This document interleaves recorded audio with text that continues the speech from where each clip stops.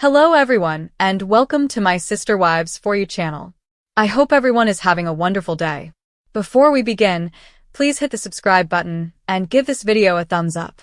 In the dim, echoing halls of a Flagstaff courtroom, where the air hung heavy with the scent of polished wood and unspoken resentments, the fragile remnants of one of America's most infamous polygamous families finally shattered like glass underfoot. It was a day that had been brewing for years, a culmination of whispered betrayals, financial deceptions, and the slow unraveling of a dynasty built on the shaky foundation of spiritual conviction and unyielding ambition. Robyn Brown, the youngest and once favored wife of Kody Brown, stood at the center of it all, her composed facade cracking under the weight of perjured words that would echo far beyond the judge's gavel. The case itself was ostensibly about property, a sprawling parcel of Arizona desert land that had once symbolized the Brown clan's dreams of self-sufficiency.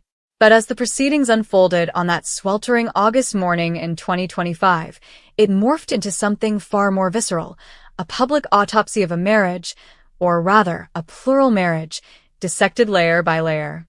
Janelle Brown, the pragmatic second wife with her no-nonsense accounting background, and Meri Brown, the first wife whose legal bond to Kody had long been a source of quiet bitterness, took the stand not as victims, but as avengers.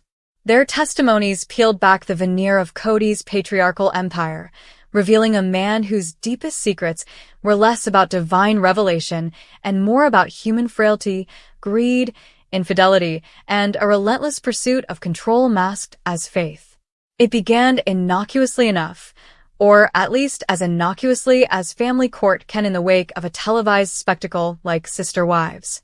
The show, which had catapulted the Browns from obscurity in Lehi, Utah, to reality TV stardom over 18 seasons, had chronicled their nomadic odyssey, from the snowy peaks of Utah to the sun-baked flats of Las Vegas, and finally to the red rock vistas of Flagstaff. Viewers had watched as Kody, with his boyish charm and booming laugh, juggled four wives, Christine, Janelle, Meri, and later Robyn, while fathering 18 children. But off-camera, the cracks had widened. Christine's dramatic exit in 2021 had been the first domino, followed by Janelle's in 2022 and Meri's in 2023. By 2024, only Robyn remained, her status as the spiritual wife, now a lonely throne in a hollow kingdom. The lawsuit stemmed from the infamous Coyote Pass property, a 3,000-acre plot purchased in 2018 with the intention of building separate homes for each wife. Funds poured in from book deals, speaking gigs, and the steady trickle of TLC residuals, but mismanagement turned promise into peril. Debts mounted, over $500,000 in back taxes, mechanics' liens from unfinished construction, and a web of loans that Kody had personally guaranteed. When the family splintered, the land became a battleground. Christine, ever the firebrand, had initiated the suit, but it was Janelle and Meri who stepped forward as co-plaintiffs, armed with ledgers, emails, and recordings that painted a damning portrait. Robyn's lie emerged early in the cross-examination.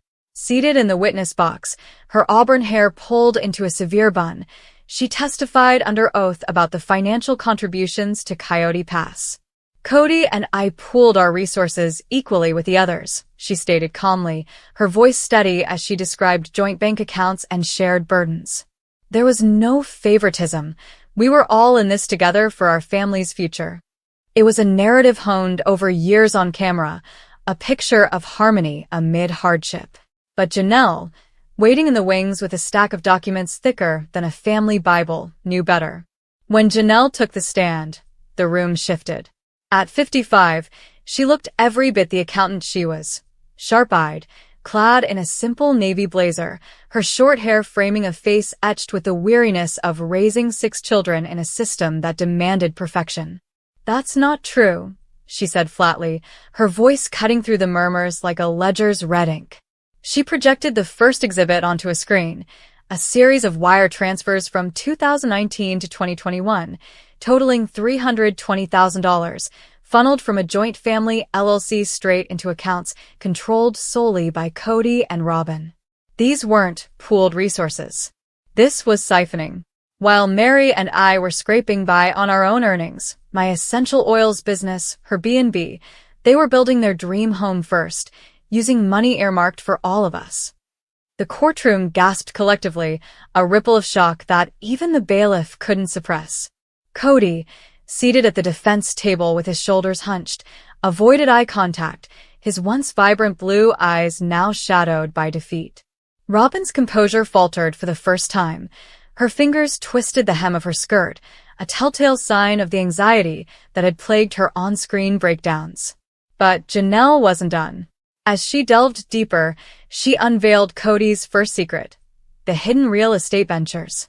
For years, while preaching frugality to his wives, eschewing luxuries like new cars or vacations, Kody had been quietly investing in rental properties in Moab, Utah, and St. George. These weren't family assets.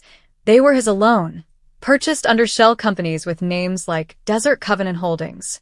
Janelle produced emails from 2017 where Kody had solicited loans from the wives' personal savings, promising repayment with interest that never materialized. He told us it was for Coyote Pass, Janelle recounted, her tone laced with betrayal. Christine gave $50,000 from her divorce settlement.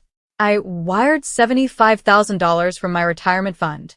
Meri sold stocks to contribute $40,000. And where did it go? Not to our homes. To his flips. Properties he rented out for profit, pocketing the income while we lived in trailers. The judge, a stern woman in her 60s named Elena Vasquez, leaned forward, her glasses perched on the edge of her nose. Mr. Brown, do you contest these transactions? Kody cleared his throat, mumbling something about miscommunications in a complex family dynamic. But the damage was done. Whispers spread through the gallery, reporters from People and Us Weekly, diehard fans who'd driven hours to witness the spectacle, and even a few excommunicated AUB members hoping for schadenfreude. Meri's testimony the following afternoon amplified the revelations to operatic heights. If Janelle was the scalpel, Meri was the sledgehammer. At 54, she had transformed since her 2023 divorce. Gone was the tentative, overlooked first wife. In her place stood a woman who owned her narrative, her long blonde hair cascading freely, her outfit a bold red pantsuit that screamed defiance. She began with the emotional core, the spiritual manipulation that had bound them all.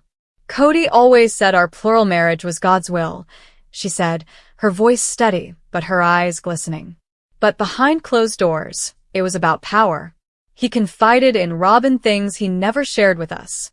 Secrets that made her his confidant, his partner in every decision, while Janelle and I were sidelined. Here, Meri dropped the second bomb. Kody's undisclosed affairs. Not the emotional entanglements fans speculated about during the Vegas years, but concrete infidelities that predated Robyn's 2010 marriage into the family. Drawing from private journals and therapy session notes subpoenaed in Discovery, Meri detailed a 2008 liaison with a woman from their Lehigh congregation, a brief but intense affair that Kody had confessed only to his bishop, swearing secrecy to protect the family's public image. He told me fragments years later, during one of our reconciling phases, Meri explained. But he never told Christine or Janelle. And when Robyn joined, he elevated her to co-conspirator status, sharing these stories to bond them closer. It wasn't just physical, it was emotional treason. The gallery erupted then, a mix of hushed exclamations and the frantic tapping of smartphone screens live-tweeting the drama. #SisterWivesCourt trended within minutes, with fans dissecting every word. Meri spilling the tea. Kody's done. Robyn knew and said nothing? Ice cold. Kody's attorney, a harried man named Harlan Fisk, objected furiously, citing irrelevance, but Judge Vasquez overruled, noting the affair's impact on marital assets and trust. As the afternoon wore on, Meri pivoted to the financial underbelly, intertwining it with Kody's most guarded secret, the welfare fraud allegations. It was a thread Janelle had tugged earlier, but Meri wove it into a tapestry of systemic deceit. In 2012, during the family's leanest Vegas years, Kody and Robyn had applied for food stamps and housing assistance under a single-income household, omitting the full scope of TLC earnings and side hustles. "We were all struggling," Meri said, but they qualified for $1,200 monthly in SNAP benefits by underreporting. Janelle's business was pulling in $80,000 a year. Christine was waitressing full-time. Yet Kody claimed poverty to the state, using it to supplement their lifestyle while preaching self-reliance on TV. Exhibits flashed. Falsified tax returns from 2013 to 2015, where deductions were inflated for missionary work that was really family vacations. The total overclaimed benefits? Nearly $150,000, repaid only after an anonymous tip in 2016, likely from within the family. Robyn, cross-examined later, stammered through denials. It was an oversight, not intent. "We were learning the system." But the judge's raised eyebrows spoke volumes. By day's end, the secrets spilled like wine from an overturned chalice.